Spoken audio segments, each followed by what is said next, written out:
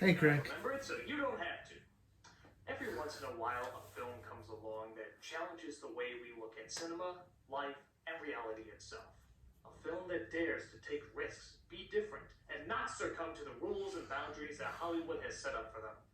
This, my friends, is one of those movies. I am, of course, talking about the indescribable genius of Surf Ninjas. Now, many of you may look at this film and say, hey, this is the worst piece of shit I've ever paid money to see. But that's because you are not seeing the true symbolic meaning behind what looks like a gigantic load of elephant dung. For if we look at Surf Ninjas with open eyes and critical analysis, we may see something deeper than even the filmmakers could have possibly imagined. Let's take a look.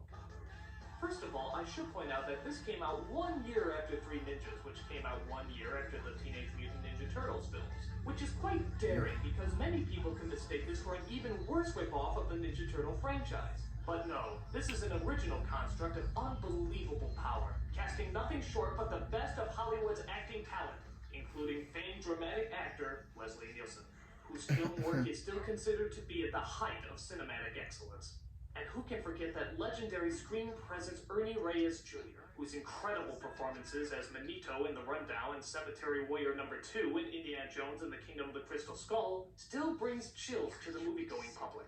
And of course, one of the gems of American cinema, who is said to be the Marlon Brando of his generation, the master himself, Rob Schneider. Rob Boy, Schneider. how can anyone not swoon when he delivers such brilliant lines as, She's afraid to show it.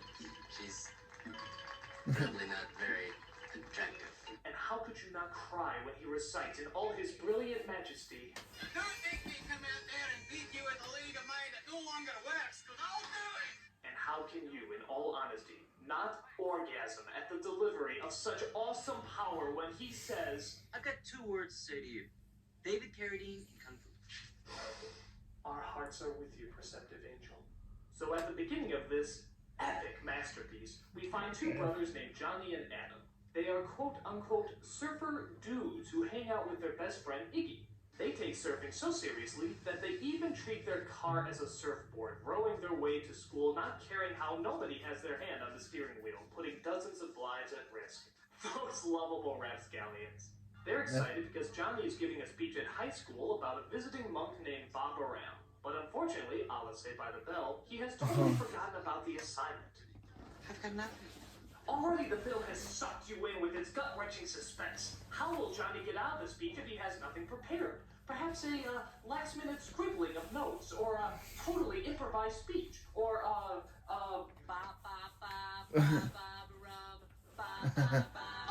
course! A totally on-the-spot song rendition of Barbara Ann, a song that hasn't been popular in decades, and yet somehow everyone in the school is dancing and singing to its tubular melody.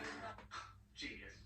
But little do they know that ninjas are looking to kill the 2 boys as they dress in the same color camouflage as the Street Fighter movie. This scene right here is obviously referencing Francis Ford Coppola's Apocalypse Now, because as we all know, they are both on the exact same emotional wavelength. Horror has a face. And you must make a friend of horror. What's tall, dark, wears a patch, and always seems to be on my butt? It's almost as if Ford Coppola directed both movies. But luckily, there's a one-eyed Asian Charlie Chaplin to the rescue. His name is Zach, and he tells the 2 brothers that they are actually princes of a far-off land called... Really? Fortisan?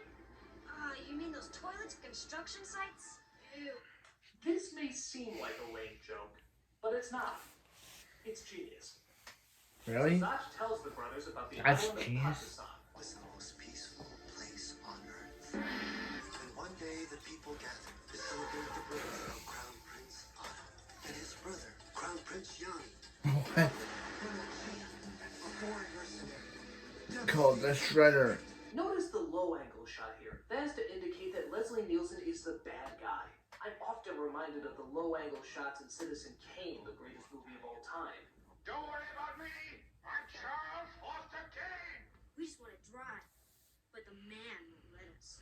Can you see the emotional similarities to these magnum opuses? Challenge you to say no! Also notice Leslie Nielsen's look of absolute evil when he approaches young Zach.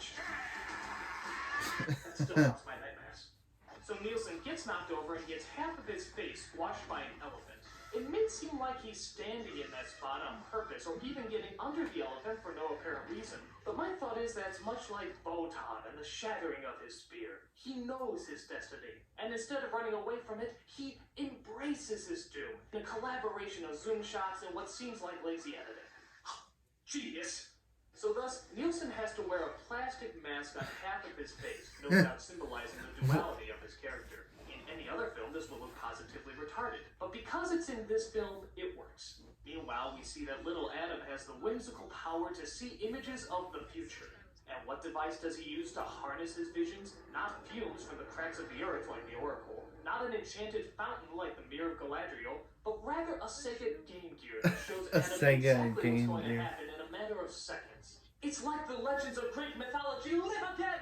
Also notice the use of Playboy magazines here, even though this is so obviously a children's film. Always pushing the envelope, this movie, challenging us with the threat of sexual arousal. So Zach takes Johnny, Adam, and of course adorable Iggy, to the center headquarters of all the Padusan people, a Chinese restaurant. Best Pakistani food in LA. Why? There, Johnny's introduced to his future wife, who's arranged to marry him. Proof that people don't need to have relationships or similar interests. As long as they are both attractive, true love will shine through. But the ninjas arrive, and so Johnny must discover his true ability as a ninja warrior, not through years of physical training, not through the hardships of mental wisdom, But through. but through magic. Notice the use of Beethoven's Ode to Joy. No doubt exactly the subject matter he had in mind when he wrote this epic piece. Note also that the ninjas, rather than get up and fight some more, roll out of the way as if to say, I had my chance, and now I must let others take my place. These guys are going where no other film dares. After a local cop gets thrown into the mix, our heroes set ashore to the island of Padusan. Here, we hear more of the characters' wonderful dialogue as they quote such timeless phrases that will no doubt never age. Wasn't it styling? Next shred! Legs are pumping! Psych! No worries, bro. Ain't it bitchin'? One, two, dudes!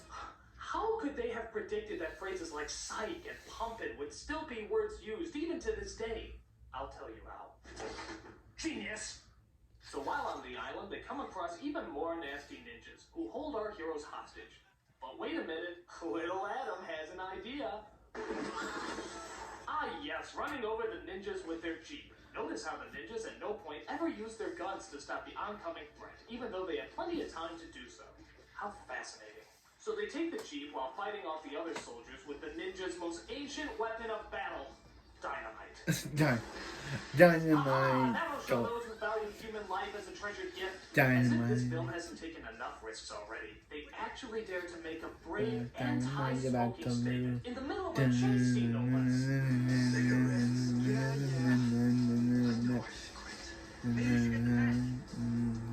Look on top.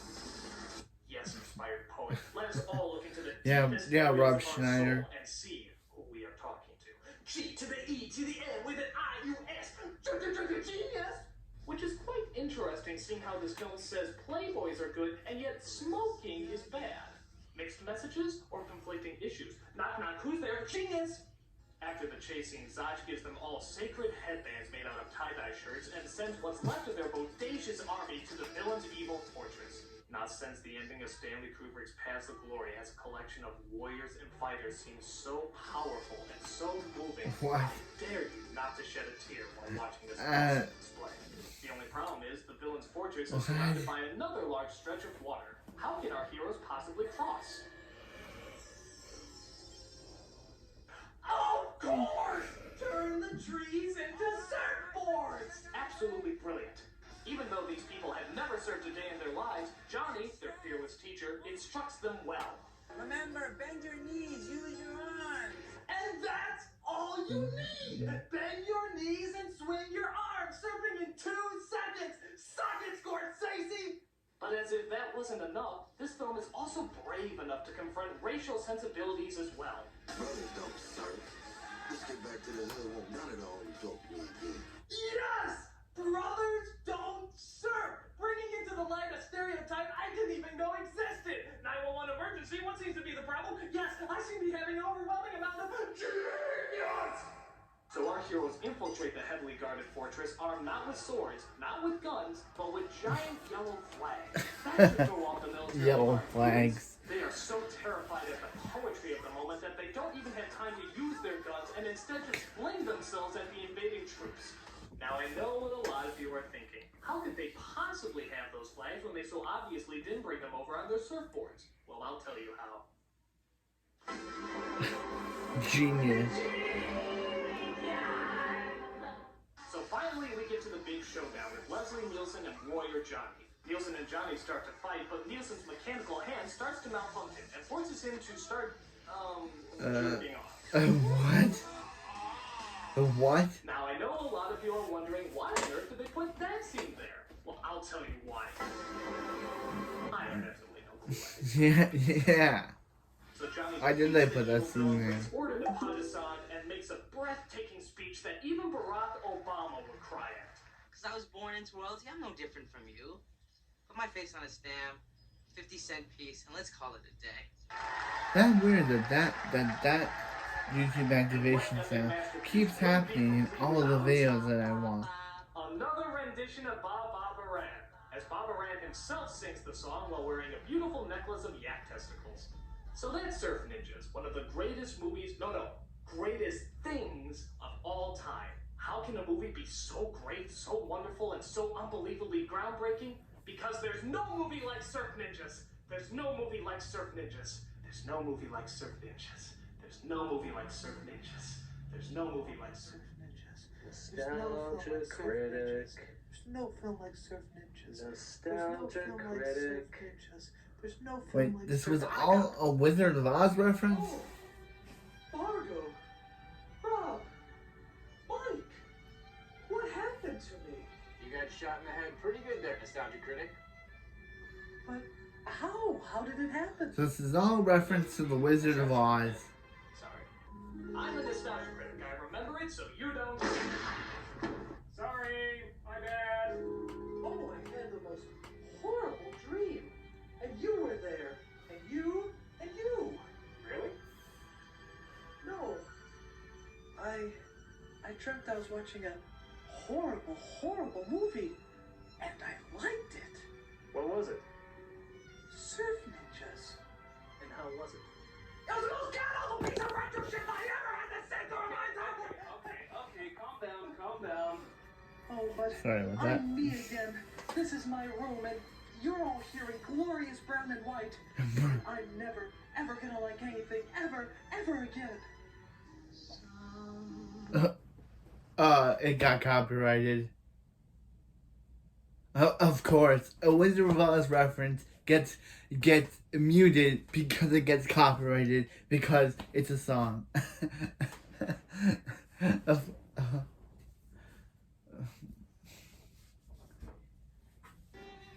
Yeah. But wait a minute. If I got shot in the head, then how did I survive? Optimus Prime. Remember, I died for your sins. Wait, Optimus Prime is. You know, I really should have put in the top 11 sass nostalgic moments. Yeah.